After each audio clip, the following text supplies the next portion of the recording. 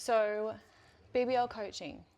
We work with women who are basically not happy with where they're at, they're lacking confidence, and they're wanting to improve their confidence through their training, nutrition, and physique overall. Okay. So, a lot of the women that we work with can relate to my story personally because I've had a journey that I would say is very relatable in this day and age where body image was a problem growing up, and like my approach with training and nutrition was like just completely wrong in every sense. So I thought we could have a convo today about my experience pretty much from as early as I can remember to where I'm at now, because I do think that a lot of people would be able to relate to my story. And I think if people can see where I started and I guess how I was able to move through that to get to where I am today, it can be, I'm not going to say inspiring or motivating, but I think just being able to see that someone else has been through what you are going through and like come out the other side, I think that can be really helpful for people on their journey. Yeah, well, I would say that's pretty inspiring. I mean, relatability is also really helpful, knowing that someone's gone through what they're going through and have come out the other side. Okay, so I guess we'll start from the beginning. Can you take us back to your earliest memories of how you felt in your body? Well, I would say this started in high school. So grade 8, I have very specific memories of feeling very self-conscious in my body in summer, wearing a bikini around my friends, and already from that age I was comparing my body to those around me. And like obviously we're all built differently. You start to see those changes in your body as you're going through puberty, and like when you're in high school, some people are getting boobs, some aren't. I wasn't. I was getting a big bum back then. It wasn't popular, now it is. And so I started noticing that I was having a lot of, I was just feeling very self-conscious a lot of the time as early as 13 years old. And I think a lot of that probably stemmed from not only like what the media shows us, but also from watching my mum as I was growing up, and pretty much everything she said about herself was always negative. And I think that that's nothing against her and how that impacted me, because I think that was just a standard. She was probably in the same position you were from a young age. Yeah. But she just never learnt how to, I guess, deal with it or improve it, or... Well, I would say it's probably generational, like it probably stemmed from her mum. But yeah, I can remember my mum like going to Weight Watchers when I was in primary school. I can remember my mum signing up to all of these gyms all the time, and like she would go up and down with her weight. Like she was never satisfied, and it was always like, I can't eat that, I'm on a diet, or like, oh, I'm gonna have a cheat. Like it was never just... It was just the normal. Classical, restrictive type of environment. Yeah, so her relationship with her body and her relationship with food were definitely very toxic, I would say, and I definitely inherited a lot of that. Yeah. So that was obviously ingrained in me, and then going through high school, I definitely it just got worse and worse as the years went on in terms of my self-image, and just feeling like I was always comparing myself to other girls around me, like specifically the girls who were maybe in sports. Like I remember some of my best friends were playing sports and they had like quite fit bodies, and I didn't, and I was thinking, okay, well, how can I make myself look like that? And it was always just like dieting as much as I could, going for runs every now and then. But for you then, like what was considered dieting? Like what exactly was this back then for you? So when I was in high school, that's when like Instagram had pretty much just started. The first... With all those filters and... With all the filters, the Valencia was my go-to. So like around that time, like obviously when you're a teenager, like you're very impressionable, and all I remember was seeing like memes like, I'm trying to think of what the memes were. What was it? Nothing tastes as good as skinny feels. Yeah. And my mum would always say things like, a moment on the lips, forever on the hips, like things like that. So you're always thinking about, I just need to not eat. Yeah, right. And like for breakfast, I would wake up and like juice carrots and celery and apple, and then like I wouldn't eat during the day, or I'd have a few almonds at lunchtime. But like throughout my whole life, I've been very restrictive in that sense, but I haven't been able to maintain it because I just go and blow out, because obviously it's not sustainable. Yeah, I guess it's kind of like when someone withholds something from you, you're like, I probably want to try that. You know what I mean? It's like I don't know what the saying is, but I guess when you can't have it, you want it more. Yeah. Yeah. Okay, so how did those early experiences shape your relationship with yourself? I think I definitely didn't have much confidence. Like, I think every time I went through these cycles of really just like not being happy within myself, like it definitely just dug me into a deeper and deeper hole of not loving myself and not trusting myself and not feeling like I belong in my body. And I think like I built a really negative relationship with my body and with myself. And like mentally, when you're going through these things and you're trying really hard to change your body and the way that you look and nothing's happening and you just feel like you're constantly letting yourself down, like it can affect your mental health a lot. I feel like I'm gonna cry. I was not expecting to get emotional. Why am I getting teary? But I think like that shaped my teenage years though. Like my mental health was really bad, like very bad. Yeah. So I guess like with all of that being said, so the self-consciousness and not feeling confident in yourself and whatnot, like obviously that impacted your whole life.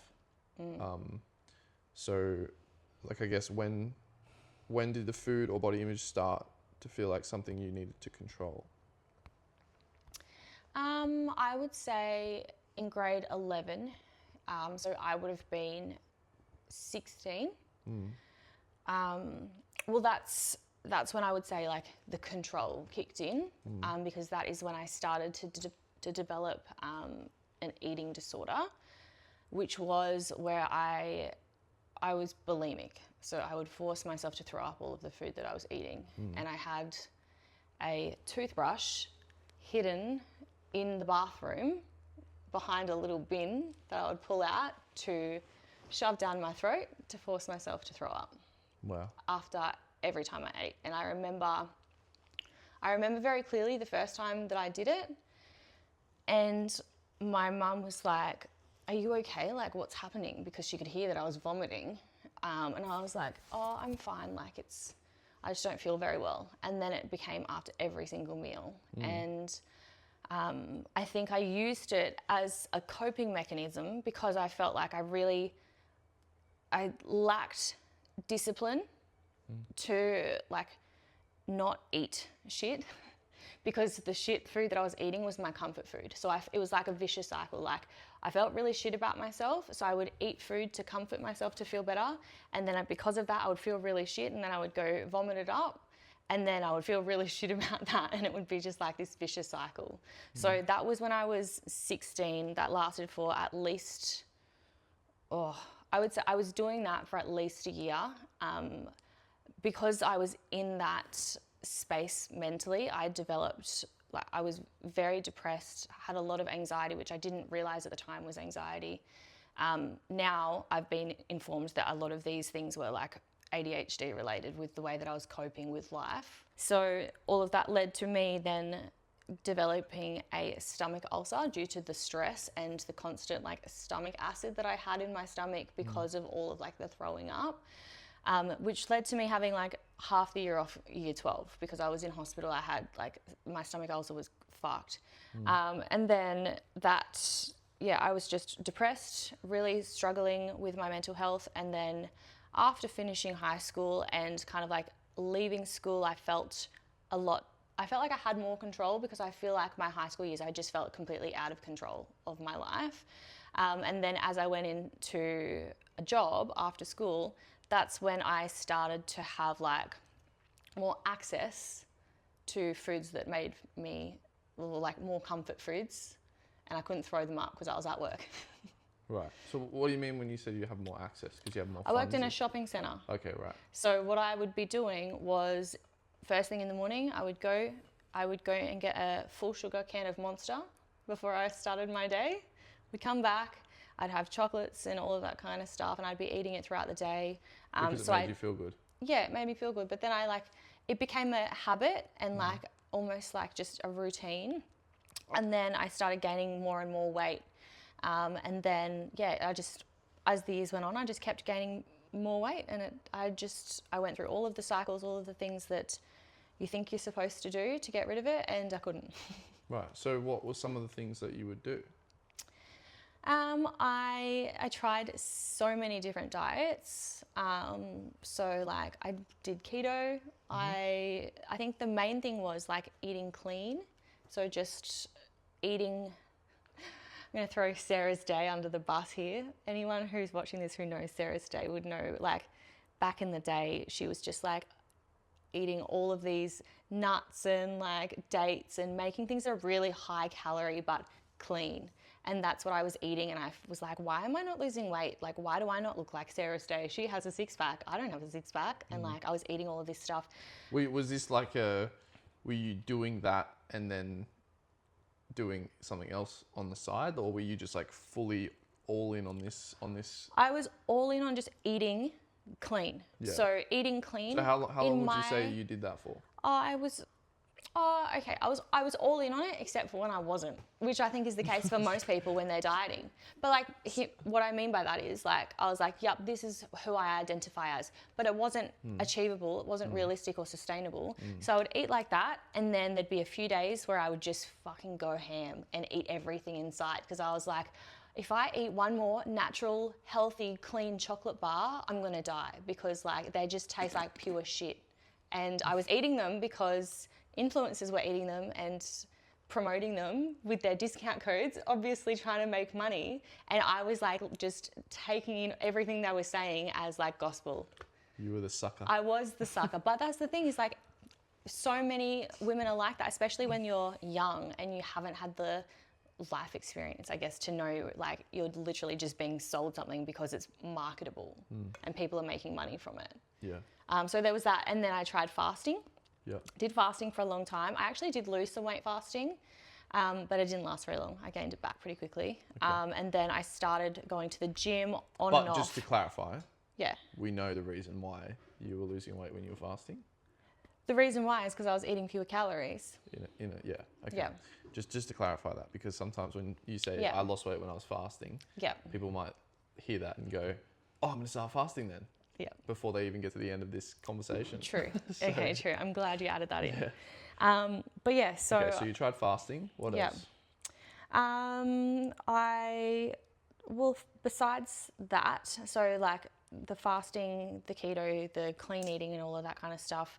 I did lots of food replacement things. So like food replacement shakes. Oh, okay. There's a few of those like multi-level marketing brands that like just sell you all of these subs. I remember I went to a group fitness class and the first time I went, I was like, oh yeah, this is great. The second time I went, they were like, everyone who gets results buys all of these subs. Like it's your meal replacements. You've got like 100 different things in a day that you need to take. I literally spent like thousands of dollars on supplements of like food replacements, and I gained weight. I literally gained weight. And I was like, why is this happening to me? And then it wasn't long after that I met you. Really? Yeah. Okay. So obviously we met in 2018. When would you say was the worst time for you? Like dating all the way back to where you just started to when we met in 2018, like between those years, when was it the worst? I would say it was the worst. Would you say the bulimia was probably the peak of? That was when I was still doing the bulimic activities. I was still forcing myself to throw up, literally up until I met you. Right. Just wasn't after every single meal, but it was my plan B for when I hadn't stuck to the food that I was supposed to. Right. So I remember. So in your mind, you would start one of these, like, I guess, more extreme diets. Yep. Like, and then you would not stick to it. So you would overconsume. You'd eat all these yummy foods that you've been kind of restricting yourself from, and then you would revert back to the... I would revert back to making myself throw up my food when I had gone off track. Right. So I remember once I ate a 6-pack of Krispy Kremes in one go. Yeah. And I just was like, oh, I'll just make myself throw up. The calories won't count. Yeah, right. That was my mindset. Like, I fucked up. Oh, it's fine. I'll just throw it up. It's sweet. Yeah, okay. That's crazy. I actually didn't know that. Yeah, it's pretty bad. Wow. Okay, so then obviously we met in 2018, which was obviously the best day of your life. So that was a pretty great day. It was. And I think it was probably like, I can't remember how long into us being together when I kind of observed some of your nutritional habits, and I said, what the fuck are you doing? And my response, health. Yes, health. So to talk about it more specifically, I come downstairs one morning and Amanda's blending up, I'm pretty sure it was like cucumber, kale, I can't remember. Zucchini, which is even worse because it was raw zucchini. And I said to her, what the fuck are you doing? What is that in the blender? And she's like, health. So you were making what? What was that? It was literally, it was a green smoothie because I thought that that's how I was going to lose weight. Right. I was having that and fat burners for breakfast. Green smoothies and fat burners. Yeah. Just before you were about to head off to work. And I think I'm pretty sure we had a conversation that evening in the kitchen about like macros and calories and all that sort of stuff, which I'm pretty sure was probably your first time being exposed to that. Actually, come to think of it, prior to meeting you, I had just learnt about MyFitnessPal. Right. I had just started dabbling in tracking my food. Yeah. I think maybe it was because I was obviously tracking my food then, and I had been using it while at your house. And potentially that's how it started? I can't remember. No, before I met you. Yeah. Is what I'm saying. No, I know, but like it kind of like rekindled your... No, I was kind of using it when we met. Right, okay. Like I was using it on and off when we met. Yeah. But I very specifically remember having put my stuff into the app and it spat out that I should be eating 1,300 calories, which for me was like, it felt impossible. And back then, like I was only tracking calories because I didn't know anything about macros. I just looked at the calories. Yeah. So I was probably consuming maybe like 50 grams of protein a day, if that, like if I was lucky. And I actually started doing that. I'm pretty sure I was doing it because Emily had learnt to do it. Emily was tracking her food and we were working together. Yeah. And so, yeah, I did see that I was losing weight, but the thing is I wasn't able to stick to it because it wasn't sustainable because 1,300 calories is like fuck all. Yeah. So then I would just like go out and eat thousands of calories on the weekends. Yeah. So, and mind you, this is when I was like partying as well. So I was consuming lots of alcohol and stuff on the weekends, which obviously we know is very high in calories and can blow you up for the week. Yeah. But then, that conversation with you where you were observing what I was eating and you're like, what are you doing? Because you were very aware that I was self-conscious of my body and like you thought I looked beautiful regardless of what weight I was. And it's true. It must have been true because that's when you started dating me, was when I was at my biggest. Actually, I got bigger when we started dating because we were in the honeymoon phase and I was just eating everything. Remember when we would get that Indian, what was it called? Indian Delights? Oh, that butter chicken was so good. It was good. But the crazy thing was, is like, anytime we would eat anything, you and I had the exact same portion size every time. Yeah.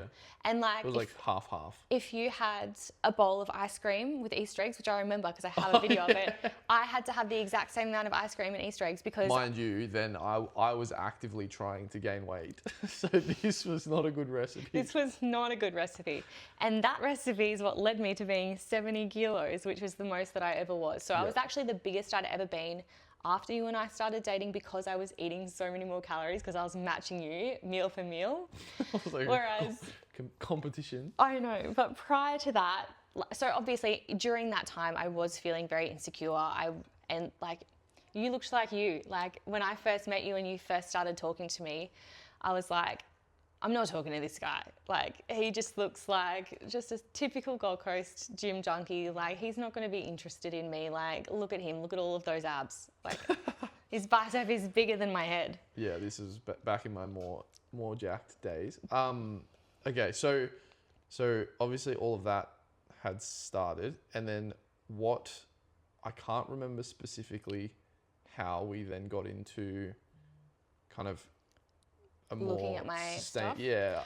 I think what happened is you sat me down and basically said, like, look, I know you think that this is the way to do it, but you're not getting the result that you want to get. Like, you're at a point where you've gained a bit of weight, and obviously you had to do it in a very loving way.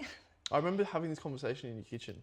Yeah. Like, I remember being at the table. I don't remember the specifics, but I remember you showing me MyFitnessPal and saying, look, just try this. Like, try tracking 1,500 calories, try aiming for this amount of protein. And from there, that literally just changed everything, because within a number of days, I saw the scales going down. It felt achievable because I had tried all of these other things that were so restrictive. Like, when I was tracking 1,300 calories and not tracking my protein, obviously if I'm eating foods that are low in protein and really low calories, nothing's going to fill me up. So my question is, like, obviously you'd found MyFitnessPal before meeting me. You had tried to do this stuff. You admittedly said that, like, you know, you're tracking, you were 1,300, your protein, you were getting like 50 grams of protein. Like, was there some sort of, was it because you were emotionally invested in me that you, like, what was the reason why you, like, kind of trusted what I said to you? I trusted what you were saying because that's what you did. Right. That was your profession. And, like, I think I had gathered all of this information in the past from people on the internet or just, like, hearing what people are doing and trying different things. But when it comes to me having someone, like, sit me down and say, this is exactly what you need to do, like, this is based on your body, your height, your weight, all of those things, like, this is what you need to do. Like, no one had ever done that for me before, and I hadn't invested in myself enough to go out and source that. Yeah. Like, if it wasn't for you, I genuinely don't think I ever would have invested in a PT or a coach, because I didn't value my health and, like, the way that I felt about my body. I didn't value that higher than the money that it was going to cost to get me there. Right. And, like, looking back, I know, like, pretty much wholeheartedly that I would still be in the same cycle and not getting anywhere. Like, I would probably be 100 kilos by now, just because I went through that cycle so many times. But yeah, I think just the fact that you showed me what I needed to do, and not only that, you explained why. And I think that was really, like, the needle mover for me, because I'd never really understood why I needed to do the things that I was doing. Yeah. And, like, I could regurgitate why intermittent fasting was good for you, but, like, I didn't understand it. I didn't really know, like, the science behind it. Yeah. But okay. yeah. So one thing that I noticed about you when we first started dating, I think you're very, like, kind of, how do I say it? Here we go. How do I say it to not be offensive? Yeah. Like, influential to your environment. I feel like when you're in a particular environment, you're more inclined to kind of adapt and copy. Yeah. I think that was definitely true when I was younger. And I think for most people in their early 20s, that probably is the case, because you're still learning life, really. And, like, you're modeling what's around you, and you haven't really found your footing. Yeah. But yeah. Yeah. Because I feel like, just to kind of go on myself a little bit, I feel like I never really fit in with a lot of people, because I kind of would just do my own thing and focus on myself and focus on what I'm doing.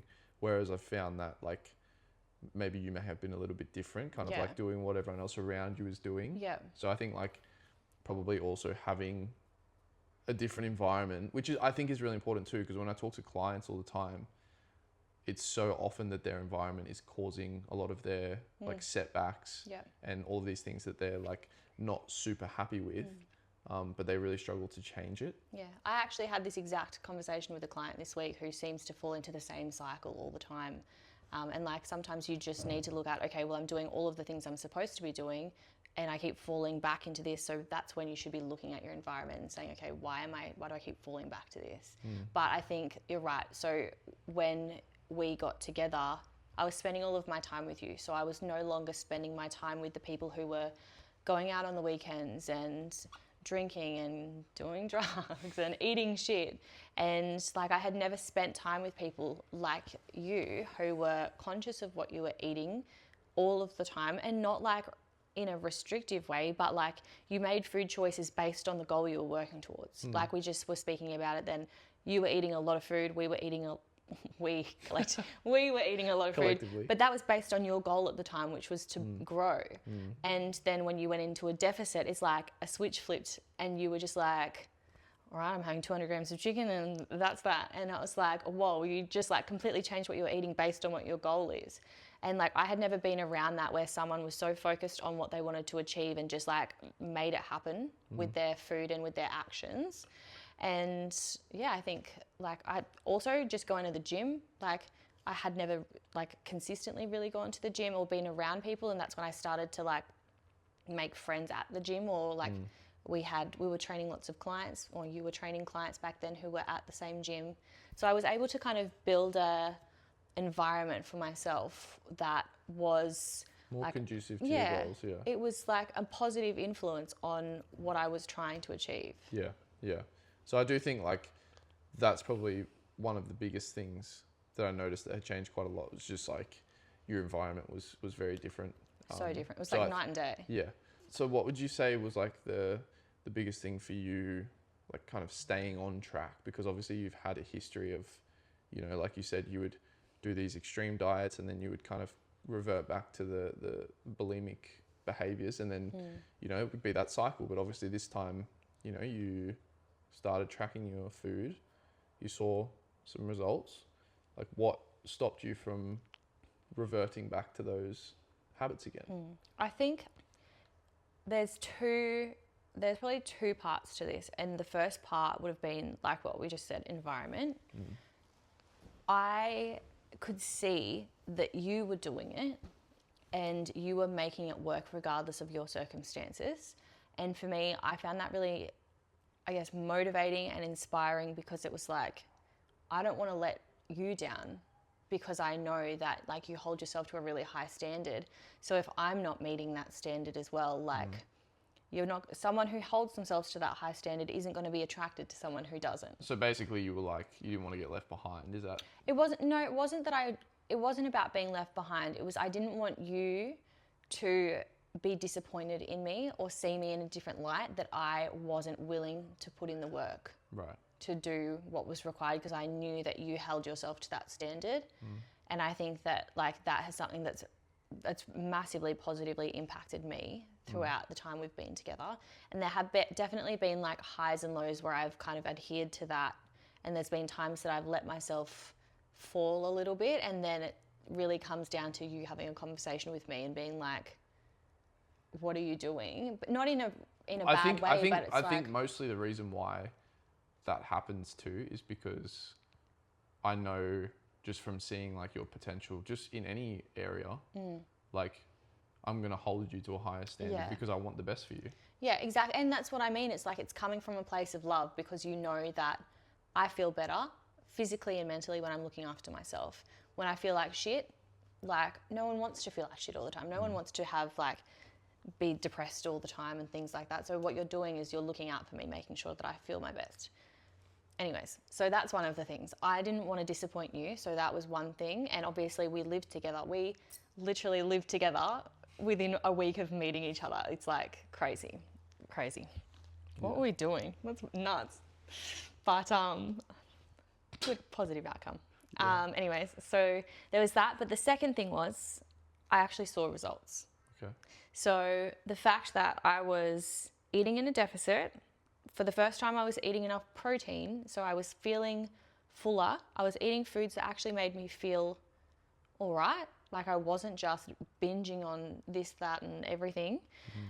And because I was training, I was starting to see more muscle definition, plus with the protein, like my physique was changing really quickly.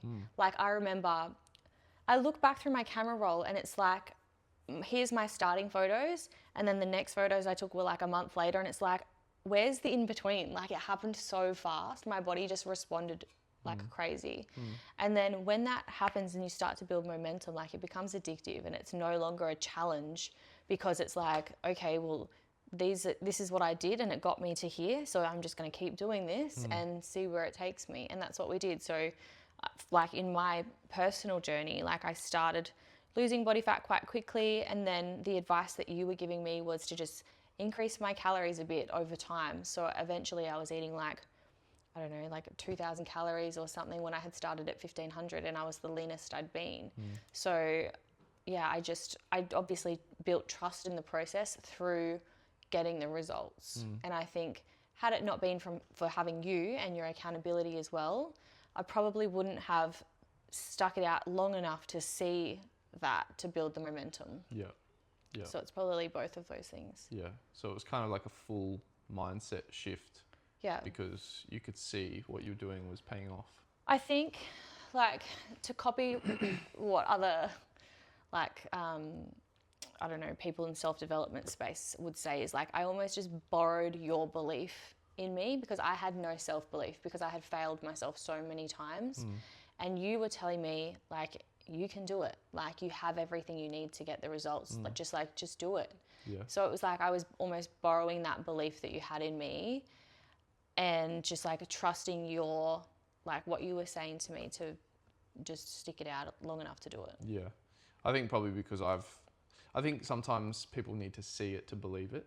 And like, if you don't see it, you're not going to believe it. So I think because I had obviously been doing this for so long, before I had met you, that it was like, I already know that if you just do what I tell you to do, you'll get the result you're after. Exactly. But it was more so just trying to convince you. That's basically what it is. Like, the results that you see is the way of like convincing someone this is what works. Yeah. You know, so you seeing that, I think, definitely helped you quite a lot.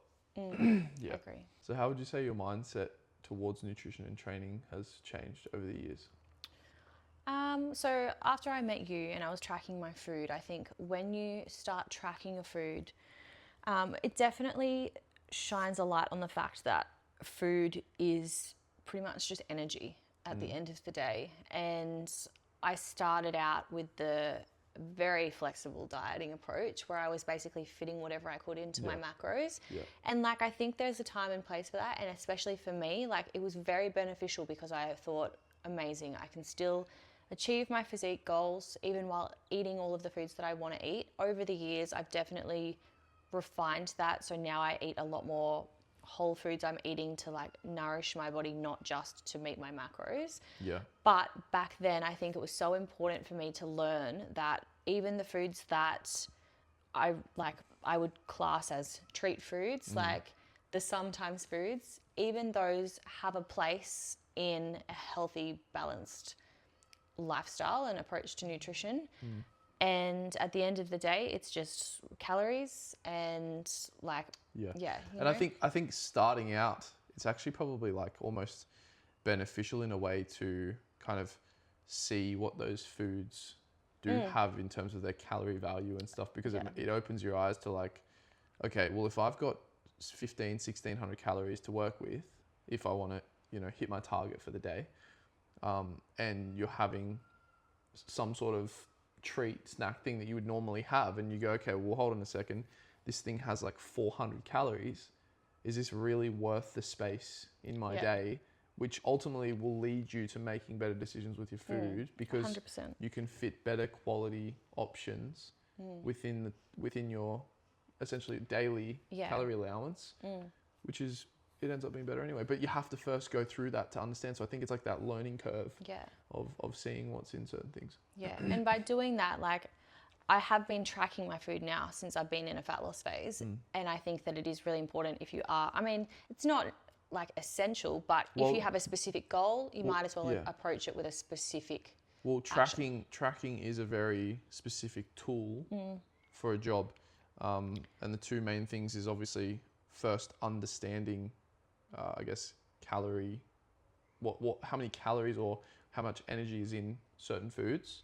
And then also specifically if you're on a timeline for a fat loss phase. Yeah. Like this is a very good tool to use. Yeah. So with that in mind, I did use tracking for probably 12 months when we first started dating. And that got me my initial results, plus got me standing on stage. Like I literally did a bikini show pretty much 12 months after we met, which is just mind blowing. I don't even remember how that came about, but it was kind of like... You basically just saw that I had the potential in me to change my body. And because I was seeing really rapid results in the early days, you basically just said to me 12 weeks out from the show, like, well, you had a very good shape, basically, that you had developed. So I think like seeing that, I was like, hey, this would be pretty fun. Like, you might as well just fucking give it a crack, whatever. Well, it definitely paid off. But what I was going to say about like the tracking is once you do it, once you spend time learning the calorie content of food, and not even just the calorie content, but like, is it high in protein? Like, is it super high in fats? Yeah. Is it what? So basically, is the the fiber? composition of the food. Yeah. Like, So what is once it made up of? Yeah, once you start to learn like what it is that you're actually eating, you no longer have to rely on using MyFitnessPal to be able to make educated choices when it comes to food. So from when I finished my prep for my show, I would almost treat it like a learner's license. It's like you get your learner's license, you're kind of supervised for 12 months before you can then go out on the road on your own. Supervised and putting in the hours and putting in the time. You got to put in the hours. I pretty much forged all of mine, so... No, but if you want to be good at driving or tracking or understanding what's in foods, having that experience is definitely... That's a good analogy. I like that because and that's exactly it. Like you spend the time doing it with assistance, I guess. So you're being supervised, it's assistance, you're getting like the app's input on what you are consuming. And then once you've put in that time, then you can go out and take the wheel on your own. So absolutely, I think that's that's what I did. Do think that tracking gets a bad rap. I do believe that like a lot of people talk about how people can become obsessive. Tracking is unhealthy and it's obsessive and it's all this sort of stuff. And I think like it can be to an extent, but I also believe if you have bills to pay and you're trying to save for certain things, you would want to track your income and your expenses. Budget. And if you have bad spending habits, you're going to be pretty disappointed tracking your savings and your income because obviously the money's flying out your account before it's coming in. It's the same thing with food. And I think people who have poor nutrition practices, who overindulge and do all this sort of stuff, tracking can definitely cause some issues, but I do believe it's from the person's behaviors rather than the actual tool itself. Yeah, I agree. And I think like when you look at it as it is a tool, like you can do a lot of damage with a hammer, but you're not going to demonize the hammer because the hammer's just the tool. It's the person using it who like is using it in a way that it's not intended. So I think that like when you are using it as a tool to help you to achieve your goals, I think it is extremely beneficial. And I kind of elaborated on that a little bit because often people can say these types of things and it can be very, harmful. Like people could see something like that and see that tracking causes these issues. Yeah. And then they don't track because they're afraid that this is what's going to happen. Yeah. Where you tracked and it changed my entire life. Yeah. Because for the first time, it made me feel like I was in control of what I was eating. The app didn't control me. I had the understanding and the knowledge around nutrition to make those informed choices, whereas I used to just like eat very emotionally and just eat what my brain was telling me I needed to eat based on my emotions rather than me making choices for myself, knowing that this is going to be good for me. This is going to make me feel good. This is going to allow my body to transform in the way that I want it to. So it actually makes me feel like I'm in control, and it's not like I need to be in control or whatever. Like it's empowering, and I think that that's what people are missing out on when they don't learn how to track. And I think that's the same approach with like when it comes to nutrition coaching. I'm all for helping people to learn how to track rather than just relying on a meal plan. And it's for that exact reason, because I want them to also feel that same way long term, is like feeling empowered, knowing that they can trust themselves to make food choices. Yeah. So I guess another good question would be like, so people do understand as well, right? So we met in 2018. Yep. It's now 2025. Yep. It's been 7 and a bit years, right? How long during that time have you actually tracked? Like during the total 7 years, how much time would you say you've tracked? I would say I tracked probably in total maybe like, definitely less than 18 months. Yeah. So for you to go from where you were, Yep. very unhappy with your body, very self-conscious, very like kind of powerless in a way, to now feeling like, you know, you're very happy with your body, you're very happy with your, I guess, lifestyle, all this sort of stuff. Like 18 months, that's not like and it wasn't 18 consecutive months either. It was that initial 12 months, which probably wouldn't have been that long had I not competed. Yeah. And obviously you'd need to be very rigid with your diet if you are competing in a bodybuilding show. Yeah. But then I've just picked it up when I've needed to. So like I said, with this fat loss phase I'm in right now, I've been tracking my food for the past 12 odd weeks. And that's because like when I am tracking, it allows me to control how much I'm eating and like just, yeah. Yeah. And I just think it's really important because a lot of people think it's like a life sentence. And people think that, you know, so yeah, for sure. just And the thing is like you can implement it when you feel like you just need a little bit of like accountability, if basically. you've been veering off track a little bit. Like for me, the reason I started this fat loss phase was because I had put on a little bit of weight because I had gotten a bit complacent. I had started making more flexible food choices more frequently. Like I wasn't being as mindful about how many calories I was consuming. I wasn't moving my body enough. Like quite honestly, I was in a very bad place mentally, probably for like, pretty much since having our second child. Actually, since having our first child, I've had lots of ups and downs mentally, but I was really struggling mentally. Like even at the start of this year in January, I being literally diagnosed with ADHD and stuff as well. Yeah, like I had a lot of things like shone a light on from having children.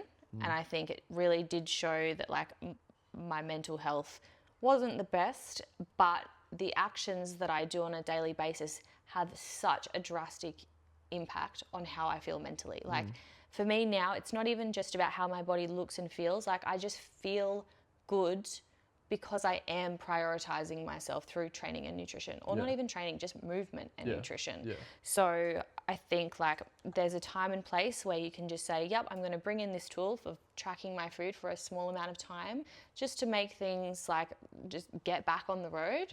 And then once we are done with this fat loss phase, which is literally going to be in a week's time, then I'm probably not going to be tracking anymore. And like having this time back doing it again has really reminded me what I need to be eating, because I know that prior to tracking my food, I wasn't prioritizing protein as much as I should have been. Yeah, and probably just portion sizes and everything. Portion sizes. And like now, like just before this, I dished up a bagel with Biscoff on it.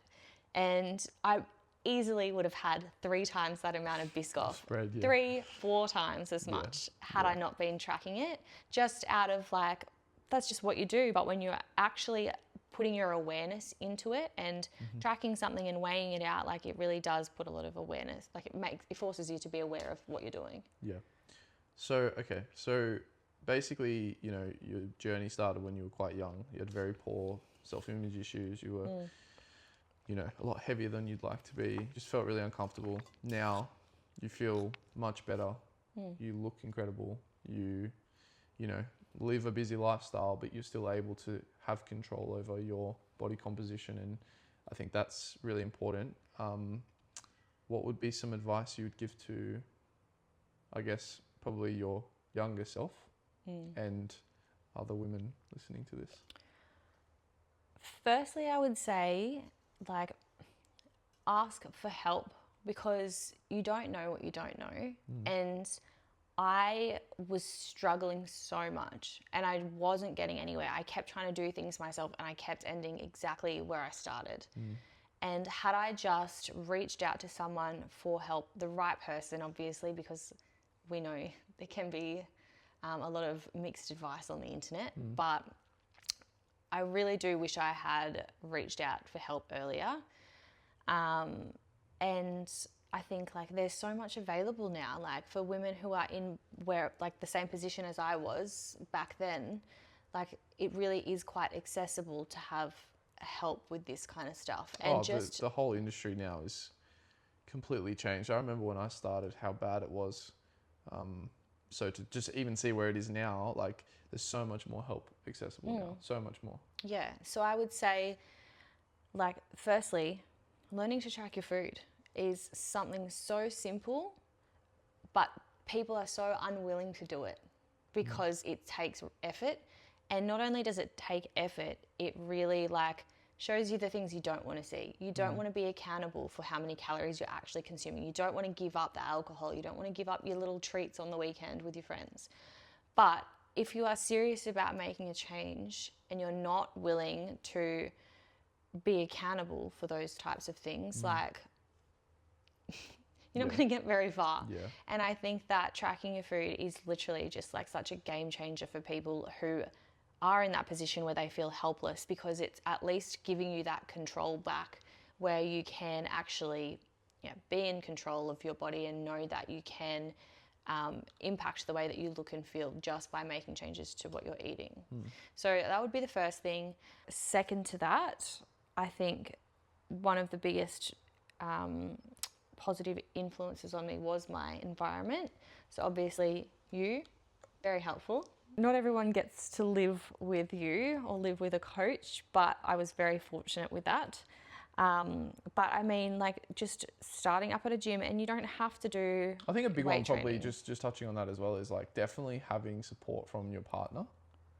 Yeah. Like I mean, maybe even if it's- that means, getting them on board with what you're doing, or at least explaining to them what you're trying to do so that they can support you in the best way possible. I think that's... I think I agree with you, but I also think that a lot of people are in a really unfortunate situation where their partners aren't supportive of their change because they don't want to see them they don't want improve to, without... Yeah, okay. Yeah. And I think like that can be really hard, and sometimes like in order for you to get the support of those around you, you actually just need to like have enough belief in yourself. I think maybe that touches back on what you were saying, like because you saw me doing it, 100%. you felt more inclined to keep up with what I was doing because you didn't want to feel like left behind or lazy or yeah, because it would have made you feel insecure or like subconscious. exactly. And it still does, like even to this day. Like you go out for a walk at night, like we went out for a walk last night at what, like 9 o'clock, and you had steps to do, so you went out and did it, and I came with you. I probably wouldn't have done that otherwise. But I think not everyone's going to be in your corner, and that sucks, but sometimes you just have to like have that belief in yourself and then like lead by example, and then like you said, other people might follow along. If they don't, then leave them behind, because it's not worth you being unhappy forever just because other people don't have that belief in you. But it's not even just about your partner. It's like you could go to classes, and like I'm not exactly an advocate for group training as like a way of An effective building a physique like what we kind of endorse. But if it means that you are surrounded by like-minded people who are trying to improve their health, and you're showing up, you're moving your body, it's really putting you in an environment that is going to allow you to succeed. And if you're more motivated by being around people who are showing up to the same classes each week, then you're probably more likely to do the same. So yeah, it's kind of the same way that I'd kind of look at someone who smokes.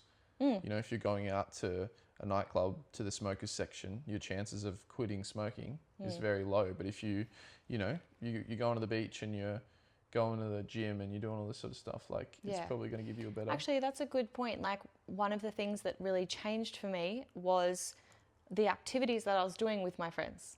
I was no longer going out for dinners as frequently. Like, going out for dinner is great, but I was going to the gym and training with people as my like social time. Yeah, or getting a coffee. Going out for a walk with a coffee. Like it wasn't just sitting in a cafe, it's going out for a walk, having a coffee, or going to the gym. Like you're just doing more active things because the people around you are also doing that. So it's like, your environment really makes such a huge difference. Yeah, okay.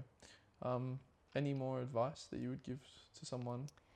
Having heard my story, people can see like it is achievable. Like you might feel like where you're at right now, you feel helpless. Like there's no way that you could get from where you are now to the other side of where you want to be, because it just feels like that distance is so far and so out of reach. But I mean, I have done it, and now I help other women do it. And that's kind of like the whole premise of our business, is like we take women who like are genuinely serious about transforming their lives, not even just their physiques, like their lifestyle and everything about them that makes them feel stuck where they are. Yeah. And we want to transform that to help them to build confidence in every area, like mentally, physically, emotionally, like all of it, because that's how I've transformed since making these changes. So like working with you and doing what we do to help other women, like it's very fulfilling. And it's amazing that I can use my experience to help me guide other people as well.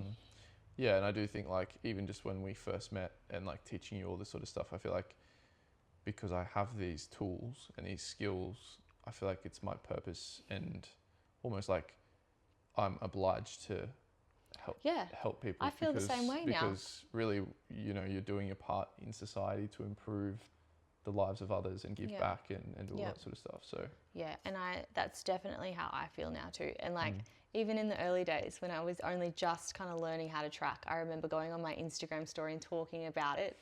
And like everyone on my Instagram would have been like, what is this girl talking about? Like she was fat 5 minutes ago. But I think like I was so like, I just wanted to shake everyone around me and be like, it is not that hard. Once you understand it, it's so simple. Like it's simple. It's not easy. But it's simple. So 100%.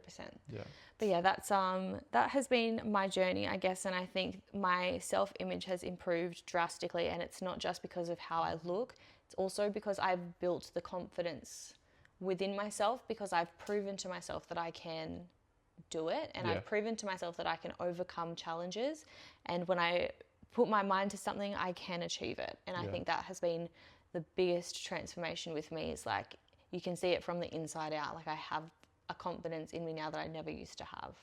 And I don't necessarily think the confidence comes from the outcome. Like I don't think that if you were just given this body now, it'd be gone. You know, you've developed the skills and the discipline and all that sort of stuff to be able to maintain this. Like a lot of people just want the body overnight and they want it like straight away. My results need to be faster, this and that. It's like yes and no, because you need to learn to become the person to be able to maintain the physique and whatnot. So it's like they say about lotto winners, like people who win the lotto, like they lose their money or they go bankrupt, and it's because you haven't learnt the skills required to manage the funds. Exactly. So it's the same with your physique. Well, this has been a nice chat, and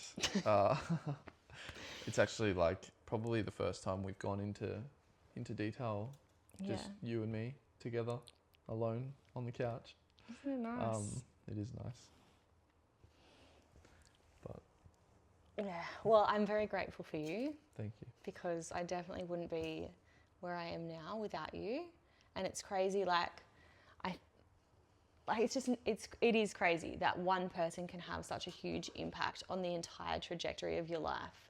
Like even if we didn't end up having 2 kids and getting engaged and like being here where we are today, like the skills and the life lessons that you taught me, just even in the first couple of months of us being together, like learning how to track, learning how to look after yourself, like that is a skill that I can take for the rest of my life. And that is what I think also benefits people through coaching as well. But yeah, I'm very grateful for you, because it kind of forced me to have the coach that I wasn't willing to pay for. I manifested you though, that's for sure. I know, I saw your Facebook status in 2011. Basically, all I need is a personal trainer a boyfriend who is more of a personal trainer and less of a boyfriend. Be more of my boyfriend though. Did I manifest that part too? What? The part where like I said less of a boyfriend? Probably because I'm always busy. You're always busy and then I'm a clingy. I'm like, where are you? All right, but that's been fun. It's been a nice chat. Cool. It's been nice. Your story next, maybe? Maybe. My story's a bit full on. I don't know if everyone's ready for that one. Is it? Yeah, A bit full on? I guess so. Been through a lot. I'm interested. Let's do it. All right. Well, thanks for joining. Anyone that got this far, love you and leave you. But yeah. yeah, sweet. Nice.